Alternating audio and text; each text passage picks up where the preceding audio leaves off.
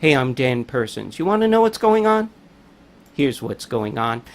So, Ink Pixie sent me this great offer on customized t-shirts for the Persons Ranch. How did Ink Pixie find out that I have a ranch? Let's all annoy Alan Moore, shall we? Not that it takes much to do that, but The Hollywood Reporter is reporting that Fox has ordered a pilot for a TV series based on Moore's League of Extraordinary Gentlemen. This is the comic book series that Moore did with Kevin O'Neill that had people like the Invisible Man and Dr. Jekyll and Mr. Hyde and Captain Nemo joining forces to fight evil. Very steampunk. You may remember that a movie of this was done in 2003. You may remember that that movie did not do too well, but I can sort of understand why they want to try it as a TV series. Might work better there. The writer and executive producer for the pilot is going to be Michael Green. He has stuff in his past like Smallville, okay, Heroes, and The Green Lantern. And, okay, let me say this. I liked The Green Lantern. I know I'm an outlier on this. I'm not saying it's a great film. I found it amusing enough. So that's not necessarily a knock against him in my regard. One of the cute things about the article, by the way, is that they actually went out of their way to say that Alan Moore would not be directly involved in the production of this show. And that's basically the difference between industry reporting for the mainstream and what we're doing here. Finding out that Alan Moore is not directly involved in a film production is not news for us. It'd be news if we found out that he was involved in a production directly. It'd probably indicate the end of the world, frankly. Speaking about resurrecting the dead, were we talking about resurrecting the dead? In any case, the Los Angeles Times has reported that the producers of Texas Chainsaw 3D, Lottie Grobman and Krista Campbell, have acquired the rights for Day of the Dead, the third installment of George Romero's zombie saga. This was the one that took place in a subterranean military installation.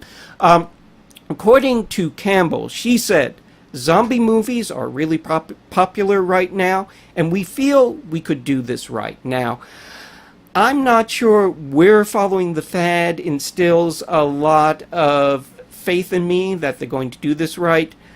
Let me say this about Texas Chainsaw. It was the first film that opened this year. Usually those films are living death. Texas Chainsaw, I won't say it was a good film, but it tried things. At least it tried to go into a few different directions, and so it was enjoyable enough. I actually had fun with it. I don't necessarily mind them taking a shot at this. They're talking about a budget of between $10 million and $20 million for this. They're looking to have it in theaters next year. And a few weeks ago, I had shown you some stills from Freebirds. This is the CG animated film about some turkeys who go back in time to get their species off the menu of the first Thanksgiving. And one of the pics that I showed was over here.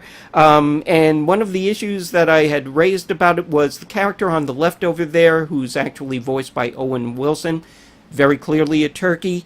The character on the right, who's voiced by Woody Harrelson in the film, I wasn't so sure about that. Judging by the body type, I thought it would be a more type A kind of bird, you know, maybe a falcon, an eagle, something like that. I've actually seen the trailer now. It turns out that, yes, that character is a turkey. A buff, manly turkey. But don't take my word for it. Take a look at the trailer yourself and see.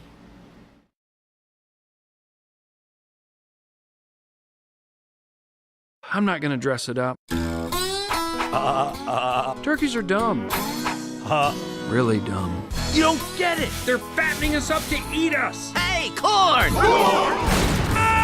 See you later, Reggie! From the Academy Award-winning producer of Shrek. We came to this farm for my favorite presidential tradition, pardoning the Thanksgiving turkey. And a director of Horton Hears a Who. Don't worry, you're safe. I'm tired now. This is your new home! Pizza! Does it get any better than this? Hello, soldier. Whatever you do, do not make a sound. Shh. You've been recruited for a top secret mission. What are you talking about? We're going back in time to the first Thanksgiving to get turkeys off the menu. Who are you talking to? This guy right here. He totally gets it. Look, see how he's nodding? A map. They aren't gonna just write time machine on the... of course they are. Patrol, we have a contaminant. Copy that. What type, Agent? Turkey, sir. How do we address it? With cranberry sauce. But seriously. Let's go. Wait. Take us to the first Thanksgiving. Our mission is not to save 10 turkeys, Welcome to our home. but all of them. Oh, she wants you to throw up some worms into her mouth. What? I will get those birds. Every last one of them! Enemy approaching. You must follow me blindly. For the flock! What's your plan for getting in? I'm going to use my incredibly toned pecs and buttocks to throw you over the wall. Go! Funny, right? Free birds. I'm sick of you throwing me around. You see this line? Do not come into my personal space. Did you not see the line? Because I was pretty clear.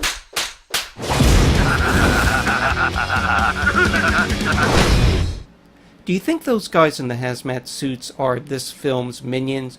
Or does the trailer just want to suggest that because that's what these guys think sells these days? Something to ponder, and you can think about it for a while because Freebirds is not going to be in theaters until November 1st. And that's it for now. Check out more stuff over at cfqonline.com.